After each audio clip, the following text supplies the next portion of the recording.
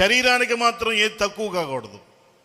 ఒక్క స్పూన్ కూడా తక్కువైనా ఆ రోజు అసలు ఎంత ఇదైపోతూ ఉంటాం మనం. చదవండి. శరీరాన్ని అనుసరించొద్దు అంటే మనం దాన్ని అనుసరిస్తాం కదా. ఆదాము దగ్గర నుంచి అవ్వ దగ్గర నుంచి వచ్చిన ఈ బలహీనత. తినొద్దంటే తిన్నారు, చస్తారన్న భయం లేకుండా తిన్నారు, చచ్చారు, మనకు తీసుకొచ్చారు ఈ తిప్పలన్నీ కదా. ఏది చేయొద్దంటాం అదే చేస్తాం మనం, ఏది ప్రమాదమో అదే చేస్తాం మనం, ఏది మంచో దాని దగ్గరికి వెళ్ళడానికి మన మనసు ఒప్పదు, మన హృదయం ఒప్పదు, మన శరీరం వెనక్కి లాగుతూ ఉంటుంది.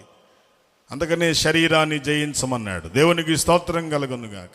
శరీరాశలు జయించు, ఆత్మని పెంచు.